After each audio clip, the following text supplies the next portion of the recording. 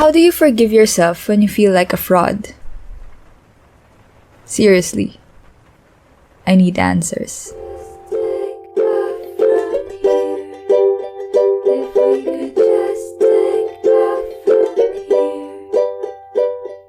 Hello, I'm Anya. If you're new here, welcome. Make yourself at home. I usually sing originals and covers on this channel, but apparently I also talk now about random things. Usually things that scare me. The thing for today is that I was invited to speak at a career orientation in my high school. That's scary. You know how you have that image from your childhood that everyone still sees you as? Well, I was the bright kid in school. Not bragging. I think I was just always hungry for approval that I got so good in academics. Until college happened.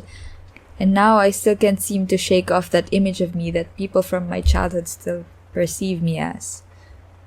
Not that wise, amazing person you think I am. I'm really not. So I don't know if I even have the right to talk to these young, impressionable teenagers about what to do with their career. I mean, what am I doing?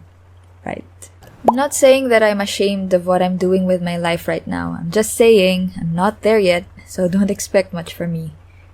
Okay? I'm just as lost as you are, and honestly, it makes me uncomfortable when you put me on a pedestal. You should hear what my brain tells me all the time. What I mean to say is, I'm still on the way. I'm still in the process of becoming. I haven't done anything significant in my life yet, so what do I say to you, kids, that would inspire you? I still need someone to inspire me. So don't look at me like some big inspiration, because I'm not. I'm really not. I can't stress that enough. That's why sometimes I regret sticking to that bright kid model student image when I was in school. I was very grade conscious. I was the type of student who would ask you for your exam score just to compare. I wasn't always like that. But when you enter school for the first time and you have all this potential, grown-ups keep a special eye on you. Like, oh, that kid's going places. And over time, you become aware of this attention and you start to kind of like it. Especially when you see how proud your parents and teachers are. So you try your best to please them. You count your medals. You get excited for recognition day. You savor the applause. You see, external validation can be so addicting. Every time you receive it, makes you want it more. Until it feels like everything you do in your life is just a way to prove your worth. You're on this never-ending cycle of proving yourself and proving yourself and proving yourself until you're just all used up. Spoiler alert, your worth does not depend on how people see you. So don't waste your energy on that. It took me so long to realize that. Until now, I'm still trying my best to learn that it's not important. I don't need it. Life is just so much peaceful when you don't have to measure yourself against this standard of greatness that the world has set. And yet, here I am, posting videos on the internet, the best place to feel like your worth can be measured in likes and follows. Well, life is full of contradictions, so deal with it. So, why am I here? Let me answer that by telling you a story. When I was 3, and I just started school, our Teacher Leia, asked us to draw a portrait of ourselves. So, little me drew a big oblong that filled the whole page. And at the end of the session, we were asked to explain our drawings. Where are you in that drawing? What did you draw? Something like that, because what is a big oblong? I said, matter-of-factly, this is a spaceship. I'm inside, sleeping. I used to end that story with the fact that I was awarded Best in Visual Arts at the end of the school year, but I realize now that that's not the point at all of the story. The point is, I used to be so unapologetically different and so genuinely myself when I was younger. And I just wish I could be that brave again. So here I am, in one of the most brutal places for people with low self-esteem, sharing my art, sharing myself. I've always loved singing. Can't remember the exact time when I started, and I can't remember a point in my life when I didn't sing. And then in 2019, when I thought I was about to leave home for good, I wrote a song on Mother's Day about being like a bird leaving the nest. It's called Sa Paghinto ng Duyan, or As the Cradle Stops. It's the first song I wrote that I was proud enough to share to the public. I wrote songs before, but they sucked. You can read about them on my blog. I will link them here. I remember saying last time that I'm proud of all my songs, but maybe I'm not so proud of the first 2 songs I wrote. But I'm grateful for them, for being the road to the decent songs later on. Anyway, I'm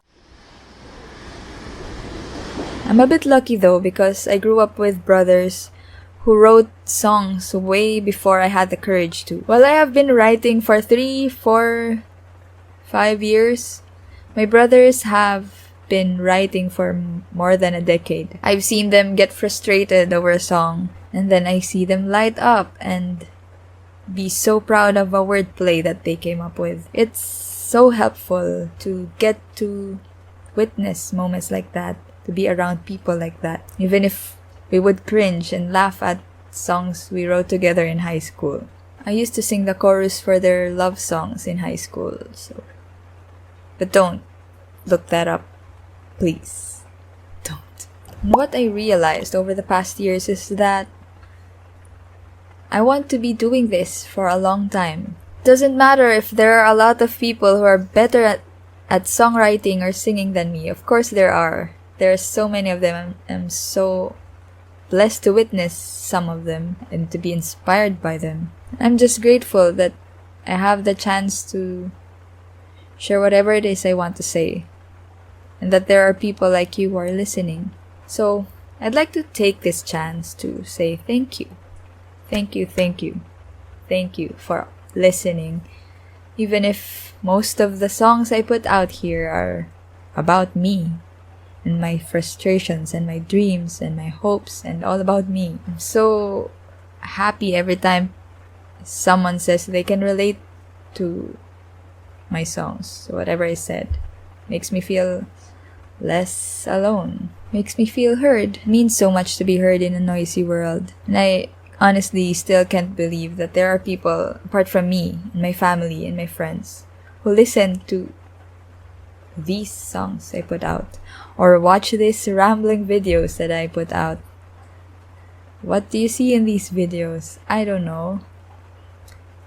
But I'm glad someone listens. Because honestly, I just need someone to talk to sometimes, even if it's just a camera. And I'm literally just staring at myself. And it's a bit awkward while I'm describing this experience right now. Anyway, I would also like to thank you for all the wonderful messages you sent. I still feel undeserving of all the compliments I got there. They were so wonderful, things you said about me. And I don't know that girl you're describing, but I figured instead of wallowing in self-doubt, maybe I should just start working on myself more, so maybe someday I can see me the same way. Right? Someone told me that they see me as the color yellow. That perhaps is the most uplifting thing I've read all week. So thank you for that. I needed that. For some reason, being described as a color makes me feel seen. And also, I love yellow flowers. It also reminded me of my favorite book, which is Hope for the Flowers. If you haven't read it, I'm linking a PDF I found online in the description. It's where most of my philosophy in life comes from. You seem in trouble, she said. Can I help? No, my dear. I have to do this to become a butterfly. Her whole insides leaped. Butterfly, that word, she thought. Tell me, sir, what is a butterfly? It's what you are meant to become. It flies with beautiful wings and joins the earth to heaven. It drinks only nectar from the flowers and carries the seeds of love from one flower to another. Without butterflies, the world would soon have few flowers. How can I believe there's a butterfly inside you or me when all I see is a fuzzy worm? How does one become a butterfly? She asked pensively. You must want to fly so much that you're willing to give up being a caterpillar. You mean to die? Asked Yellow. Yes and no, he answered. What looks like you will die, but what's really you will still live. Life is changed, not taken away. Isn't that different from those who die without ever becoming butterflies? And isn't that different from those who die without ever living? Would it hurt to try? Would it hurt to try? Hooray! Mampa Void comes out tomorrow, 8 p.m. Philippine time. Please stay tuned here on my channel. All the 7 songs will be up. It's, as I said, scrappy like a zine because I did it myself, but also it's charming in a way. Just wait for it and I hope you like it. I'll be selling physical copies of this ZinEP. So I'll be putting the pre-order link on the description again. So if you like, you can look around there and see what you might want to receive in the coming days. The pre-order period is until October 28 and I will be shipping out everything by November 4. I think that's everything I need to say, and I'm dragging this on for far too long. So thank you if you made it this far in the video. Bye!